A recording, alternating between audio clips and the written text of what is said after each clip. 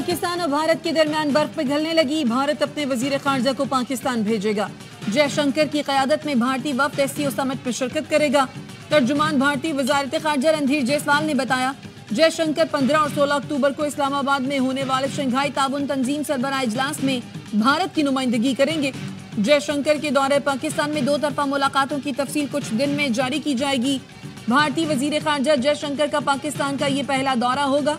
पाकिस्तान ने भारत को SCO सरबराहान summit का दावतनामा भेजा था।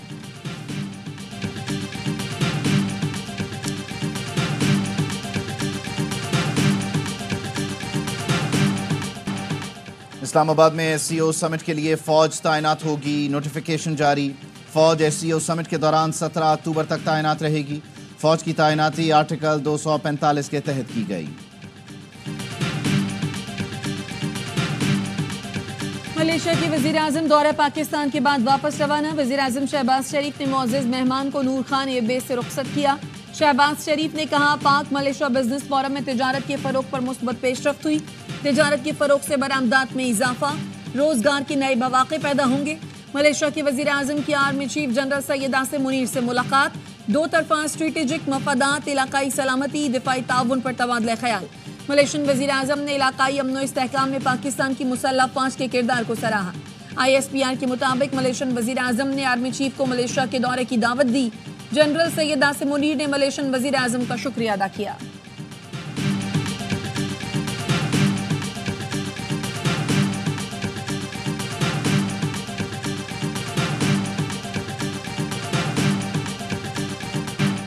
इस्लामाबाद के ब्लू एरिया में PTI की रैली पर पुलिस की शेलिंग। सोहान हाईवे पर PTI कारकुनान का पथराव, 3 एहलकार जख्मी। SP I9 मियां अली रजा पांव पर पत्थर लगने से जख्मी हो गए। IG इस्लामाबाद ने पुलिस एहलकारों को लाइन ऑफ एक्शन दे दिया। कहा, नो टॉक जस्ट एक्शन। शरपसंदों से कोई बात नहीं करनी, सिर्फ एक्शन लेना है।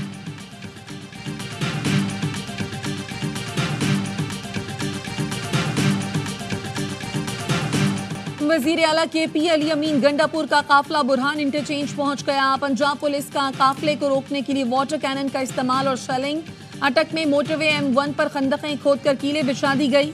इस्लामाबाद में PTI के एहतजाज के पेश नज़र सिक्योरिटी हाई अलर्ट। D चौक से 4 खवातीन समेत 14 PTI कारकुन गिरफ्तार। कारकुनों को मुंतशिर करने के लिए पुलिस की शेलिंग। इस्लामाबाद रावलपिंडी में दफा 144 नाफिज। D चौक और दोनों शहरों को मिलाने वाले रास्ते बंद। विफाकी दारुल हुकूमत में मोबाइल फोन, इंटरनेट और मेट्रो सर्विस मुअत्तल। रावलपिंडी, अटक, सरगोधा, लाहौर में 3 दिन के लिए दफा 144 नाफिज। अली अमीन गंडापुर कहते हैं, हमारी मंजिल D चौक है। जब तक बानी PTI की हिदायत नहीं आती, हम आगे जाएंगे।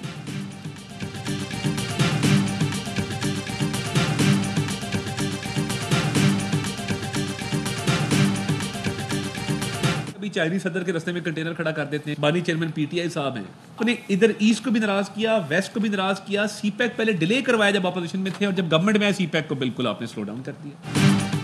शंघाई ताउन तंजीम इजलास के लिए 12 मुल्कों के सरबराहान पाकिस्तान आ रहे हैं। ऐसे में एहतजाज से क्या पैगाम जाएगा? छोटे मोटे एहतजाज होते रहते हैं, हमारा फोकस मईशत पर है। वफाकी वजीर इत्तलात अता तारड़ कहते हैं, MD IMF ने कहा, पाकिस्तान की मईशत बेहतर हो रही है। पहले लोग टैक्स नहीं देते थे, अब फाइलर्स की तादाद दुगनी हो गई है। वजीर पेट्रोलियम मुसद्दिक मलिक ने कहा, इनकी वजह से आज कंटेनर्स लगे हुए हैं, सबको तकलीफ हो रही है। 2014 में भी इसी तरह कंटेनर लगे थे जब चीन के सदर आ रहे थे।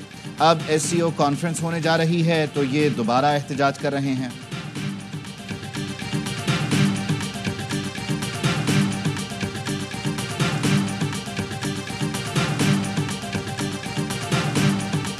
कल भी रिक्वेस्ट की थी कि ये मौका नहीं है प्रोटेस्ट करने का, ये दिन नहीं है प्रोटेस्ट करने के। उनका राइट है जलसा जुलूस, लेकिन इस तरीके से नहीं जिस तरीके से हो रहा है। किसी एक बंदे के पास हमारे गन नहीं है, सवाए SP के किसी के पास गन नहीं है। एहतजाज का सोचने वाले एक मर्तबा फिर गौर कर लें। वफाकी वजीर दाखिला मोहसिन नकवी का मशवरा। कहा, किसी पुलिस एहल के कार के पास गन नहीं है। वीडियोस में देख सकते हैं, जो लोग आ रहे हैं उनके पास हथियार हैं। वजीर आला पहले पाकिस्तानी हैं, फिर किसी जमात से ताल्लुक रखते हैं। उम्मीद है वो बहैसियत पाकिस्तानी बनकर सोचेंगे। वजीर दिफा ख्वाजा आसिफ ने कहा, इसराइल हम पर फौजी हमला नहीं कर सकता, इसलिए बानी PTI के जरिए हमलावर है।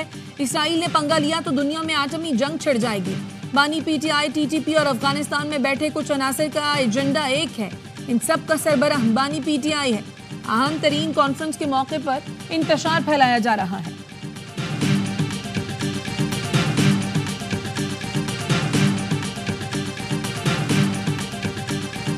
مسلم لیگ نون اپنے غنڈوں کو، گلو بٹوں کو مسلح کر رہی ہے اور پی ٹی آئی کی طرف سے ان گلو بٹوں کے ذریعے ایسی حرکات کی جائیں گی جن کے نتیجے میں قانون کو توڑا جائے اور جس کا الزام پاکستان تحریک انصاف پہ لگایا جائے۔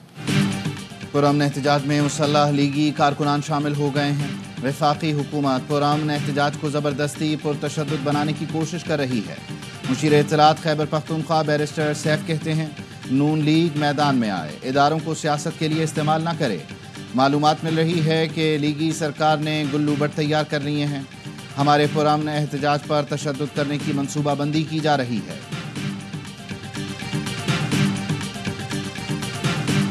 ملک کے مختلف شہروں میں موبائل اور انٹرنیٹ سروس متاثر، صارفین کو مشکلات کا سامنا۔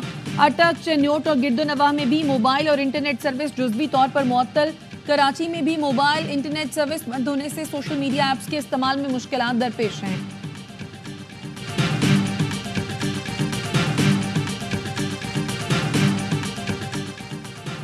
پشاور ہائی کورٹ نے وزیر اعلیٰ کے پی علی امین گنڈاپور کو 1 ماہ کے لیے حفاظتی ضمانت دے دی۔ وکیل نے عدالت میں موقف اپنایا تھا کہ درخواست گزار اسلام آباد جانا چاہتے ہیں لیکن گرفتاری کا خدشہ ہے۔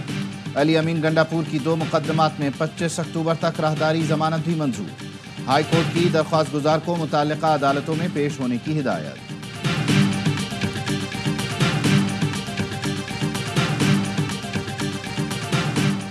مسلمانوں کو افغانستان سے یمن، ایران سے غزہ اور لبنان تک دفاعی لائن بنانا ہوگی۔ امت کا دشمن ایک ہے، مسلم اقوام متحد رہیں، تفرقہ پیدا کرنا ہمارے دشمن کی پالیسی ہے۔